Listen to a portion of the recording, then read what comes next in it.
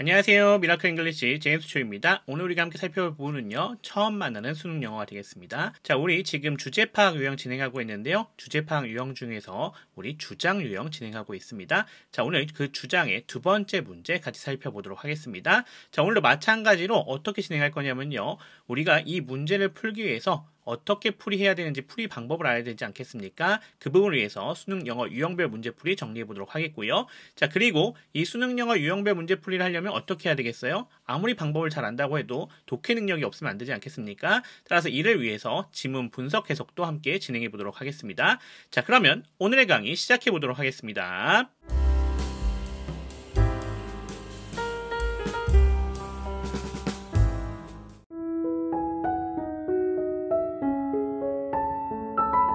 주제 파악 유형 중에서 주장 유형 같은 경우는요. 20번 문제에 구성이 되고 있습니다. 자, 이 문제 같은 경우는요. 지문이 나와져 있고요. 그 지문에서 필자가 주장하는 바를 잘 찾아서, 즉 주제 파악을 해서겠죠. 그래서 어떻게 해줘야 된다? 선택지 5개 중에서 골라주는 문제가 되겠다. 이렇게 생각해 주시면 되겠습니다. 자, 그럼 이 문제 어떻게 풀이해야 되는지 수능 영어 유형별 문제풀이 방법으로 확인해 보도록 하겠습니다. 자, 단계별로 들어가겠습니다.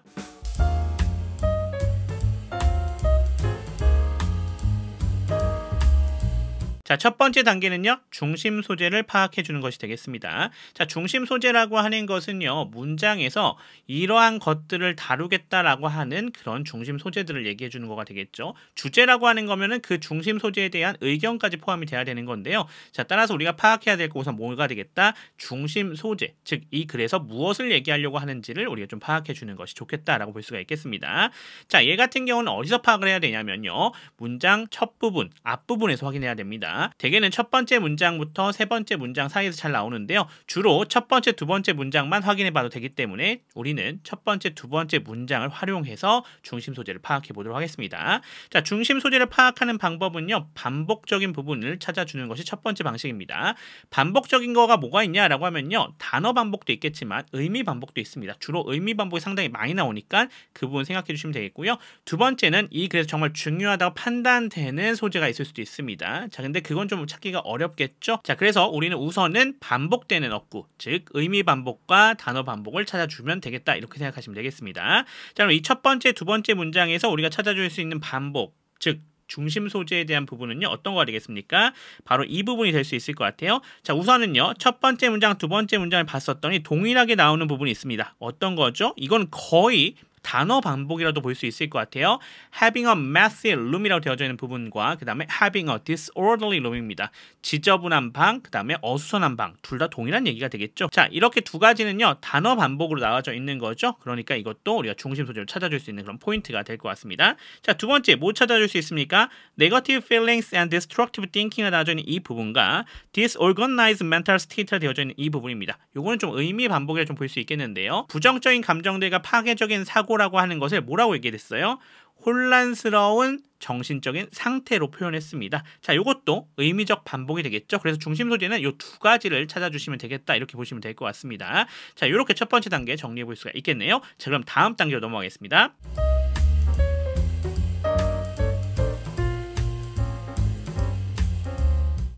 다음 단계는요. 이 찾은 중심 소재를 가지고 정답의 범위를 축소해 주는 겁니다.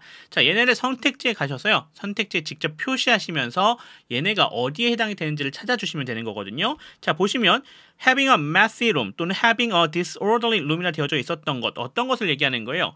지저분한 방 또는 무질서하고 어수선한 방을 얘기해 주는 거죠. 근데 두 가지 생각하셔야 돼요. 어떤 거? 이 방에 대한 걸 얘기하면서 저전 어떤 걸 얘기할 수 있어요? 그거 말고 다른 거 하자라고 얘기할 수도 있잖아요. 그러니까 두 개의 양쪽적인 부분을 다 생각하셔야 됩니다. 그래서 우선 어떤 걸 볼 수 있습니까? 자신의 공간을 정돈하는 것, 즉 공간에 대한 얘기하고 있다는 걸 확인할 수가 있겠고요.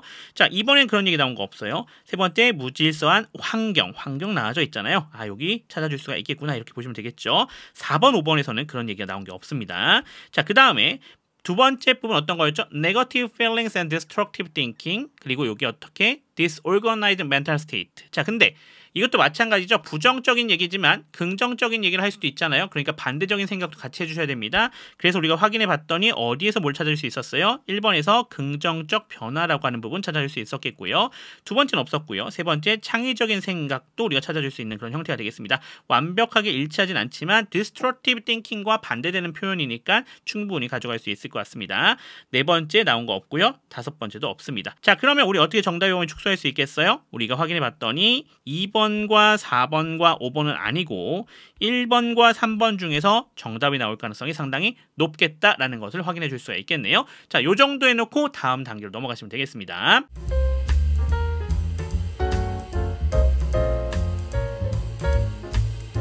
세 번째 단계는요. 주제를 나타내는 문장을 찾는 거죠. 주제를 나타내는 문장을 찾는 방법의 가장 원칙적인 방식은요. 당연히 문맥을 통해서 파악하는 겁니다.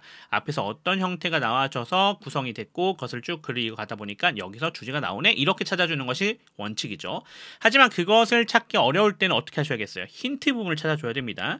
주제의 힌트 부분을 찾는 것은 자주 나오는 그런 주제에 대한 힌트 어구들이 있습니다. 또는 표현들이 있습니다. 이것들을 찾아주는 것이 중요하겠다라고 볼 수 있겠습니다. 자, 벌써 주제를 나타내는 표현 많이 봤었잖아요. 그렇죠? 우리 목적에서도 봤었던 거기 때문에 그러니까 이제 슬슬 주제를 나타내는 힌트 부분을 찾아내기가 좀 쉬워지실 것 같아요. 자, 우선 첫 번째 여기서는요. 결론적 어구입니다. 결론적 어구. so 하고 들어가고 있는 거 보이시죠? so 하는 건 뭐예요? 그 뒤에. 이제 그 뒤에 내가 하고 싶은 얘기를 하겠다. 뭐 이런 얘기잖아요. 그래서 이렇게 해라. 이런 얘기잖아요. 또 then 하고 나와져 있어요. then 하면 뭐예요? 뭐뭐 해라에 되어져 있고 then 나왔으면 그러면 뭐뭐 할 것이다 라고 되어지는 거 아니겠습니까? 그러니까 이것도 결론적 어구다 이렇게 볼 수 있겠습니다. 자, 두 번째 명령문이 나와져 있는 거죠. clean up, organize, arrange 다 뭡니까? 명령문이죠. 명령문 뭐 하려고 쓰는 거예요? 이거 해라라는 거니까 필자가 이러한 주장을 하고 있다라고 볼 수가 있는 거죠. 따라서 이렇게 결론적 어구와 명령문이 나와져 있는 이 여섯 번째 문장이 뭐가 될 가능성이 높겠다? 주제문이 될 가능성이 높겠다라는 것을 우리가 파악할 수가 있는 거죠. 자, 그래서 여기를 통해서 우리가 주제문을 파악해보면 어떤 얘기를 해주고 있어요? So, 그래서 clean up your closets. 어떻게 하래요? 옷장을 청소하래요, 먼저. Organize your drawers. 또 뭐 하래요? 서랍 정리하래요. And arrange your things first. 자, 우선 뭐 하래요? 물건을 정돈하래요. 자, 그러면 then peace of mind will follow. 마음의 평화가 찾아올 것이다 라고 얘기해주고 있죠. 따라서 주제보다 방을 정돈하면 마음의 평화가 따라온다. 긍정적인 상태가 될 수 있다는 것을 우리에게 얘기해주고 있는 부분이다. 이렇게 볼 수가 있겠습니다. 자, 이 정도면 주제 파악할 수 있겠네요. 자, 그럼 다음 단계로 넘어가 보겠습니다.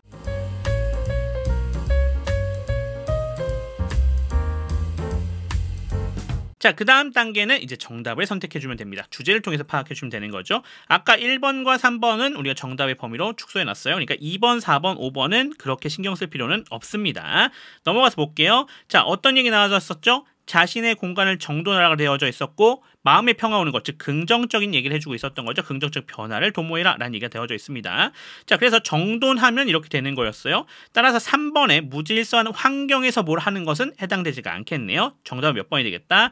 1번이 되겠다. 이렇게 파악해 주시면 되겠습니다. 자, 그래서 중심 소재를 찾아서 정답의 범위 축소하시고 주제를 찾아서 그 주제를 통해서 그 축소해 놓은 부분에서 정답을 확인해 주시면 이 문제를 해결하실 수가 있겠습니다. 자, 이렇게 풀이하시면 됩니다.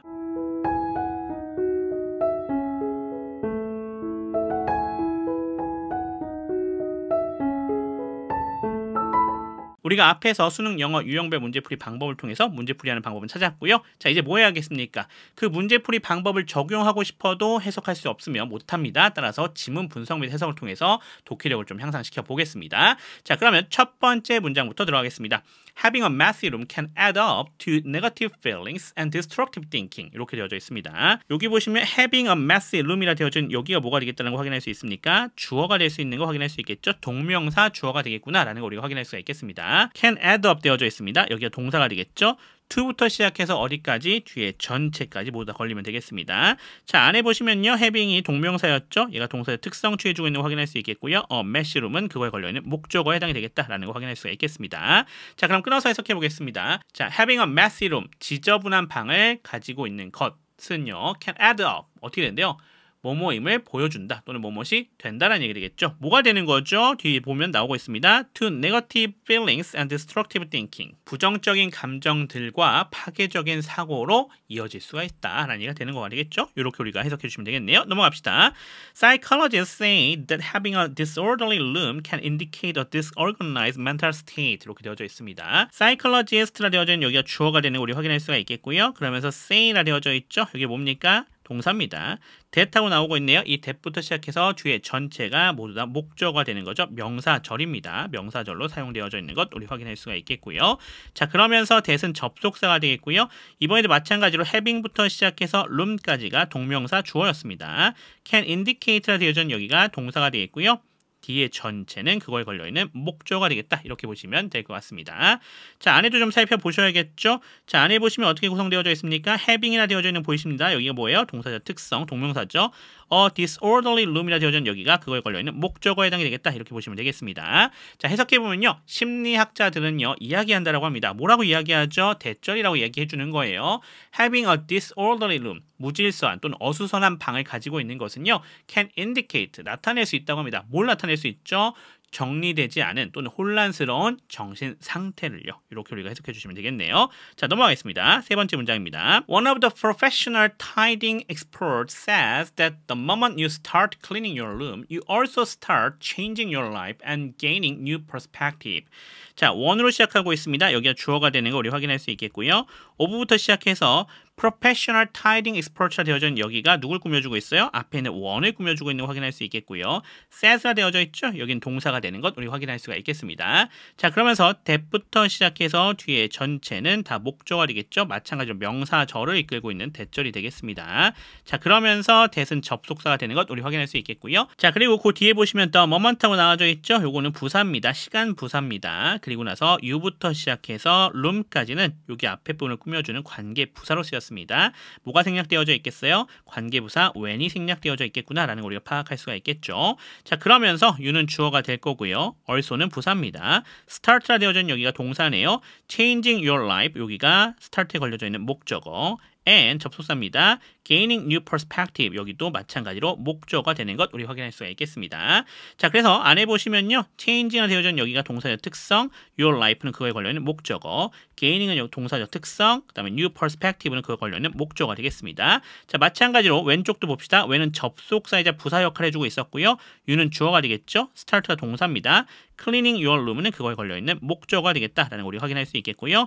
cleaning이 동사적 특성, your room은 목적어에 해당이 되겠습니다. 자, 따라서 여기 보시면요. 정리 전문가 중 한 명은요. 이야기한다라고 합니다. 자, 뭐라고 얘기하는 거죠? 대절이라고 얘기해주고 있는 거예요. 당신이 start cleaning your room, 당신의 방을 청소하기 시작하는 순간에요. 끊어갈게요. 당신은 또한 시작하는 겁니다. 뭐를 시작하는 거죠? Changing your life. 당신의 인생을 변화시키는 것을요. 그리고 gaining new perspective. 새로운 관점을 얻는 것을요. 이렇게 우리가 해석해 주시면 되겠습니다. 자, 따라서 지금 보시면 알겠지만 지금 무슨 얘기 시작하는 거예요? 앞에서 우리 봤던 것처럼 1, 2번 문장에서는 이렇게 안 좋은 상황이 될 수 있어요 하고 뭐 한 거예요? 도입 얘기가 나와져 있었다라고 볼 수 있겠고요.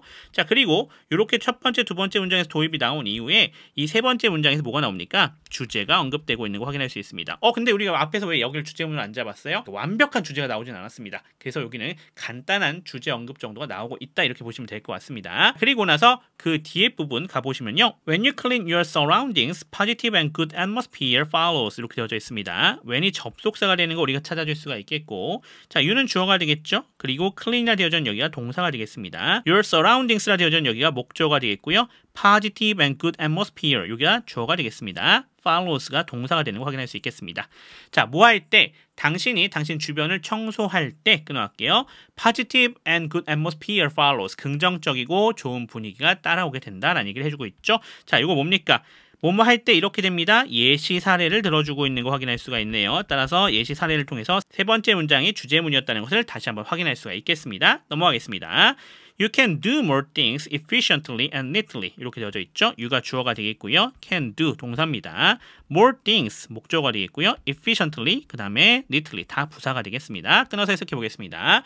자, 당신은요. 더 많은 것들을 할 수 있다라고 합니다. 어떻게 할 수 있어요? efficiently and neatly하게 할 수 있죠. 효율적으로 그리고 깔끔하게 할 수가 있습니다. 무슨 얘기죠? 지금 네 번째 예시에 대한 부연이 나오고 있는 거 확인할 수 있습니다.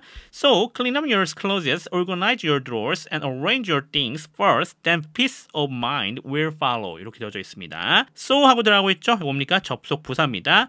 clean up, 여기 명령문이었던 거 우리 확인할 수가 있습니다. clean up이 동사가 되는 거 확인할 수 있겠고요. your closets의 목조가 되겠죠. 그러면서 organize, 여기 동사입니다. your drawers, 여기 목조가 되겠고요. and, 접속사죠. arrange, 여기 동사입니다. 그러면서 your things, 목조가 되겠죠. 그리고 first는 부사 처리가 되시면 되겠습니다. 자, 그리고 then 하고 나오고 있는데 여기 뭐가 생략되어져 있는 거예요? and가 생략되어져 있는 거예요. and then 같은 문구로 잘 쓰이죠. 자, 이럴 때는 and가 있다고 보시면 되겠습니다. 자, peace of mind, 여기 주어가 되겠죠. will follow, 여기 동사가 되면 되겠습니다. 참고로 기억하실 거 명령문 나와져 있어요. 명령문. 그 다음에 뒤에 뭐가 나온 거예요? and 하고 나온 거죠. 자, 그리고 then 이렇게 구성이 되어져 있는 겁니다. 자, 이렇게 나왔을 때는 뭐뭐 해라. 그러면 뭐뭐뭐 할 것이다, 이런 얘기가 되는 거죠. 참고로 이거 어떻게 구성될 수도 있다. and가 생략될 수도 있고요. 지금처럼 또 어떻게 생략될 수도 있어요. then이 생략될 수도 있습니다. 다 괜찮습니다. 둘 다 뭐로 해석하시면 돼요? 뭐뭐 해라, 그러면 뭐뭐 할 것이다로 해석해 주시면 되겠습니다. 자, 그럼 해석해 보도록 합시다. So, 그래서요. 끊어갈게요. Clean up your closets. 어떻게 하래요? 여기 병렬 구조죠. 지금 하나하나 병렬로 잘 보셔야 되는데 clean up 여기 하나, 그 다음에 organize 여기 하나, 그 다음에 arrange 요거 하나죠. 요게 and를 가지고 다 병렬로 구성이 되어져 있었습니다. 다시 해석해보면요. 당신의 옷장들을요 청소하라고 합니다. 끊어갈게요. Organize your drawers. 당신의 서랍장들을 어떻게 하래요? 정돈하라고 합니다. 그리고 arrange your things. 당신의 물건들을 어떻게 하래요? 정돈하라고, 정리하라고 합니다. 끊어갈게요. First, 우선요. 그러면 peace of mind will follow. 마음의 평화가 따라올 것입니다. 이렇게 해석해 주시면 되겠죠. 이거 뭐였습니까? 결론이었습니다. 자, 이렇게 해서 우리가 지문 분석해서 다 정리해 봤는데요. 자, 여기에서 나왔었던 표현들 같은 것들 확실하게 잘 정리해 주셔야겠습니다.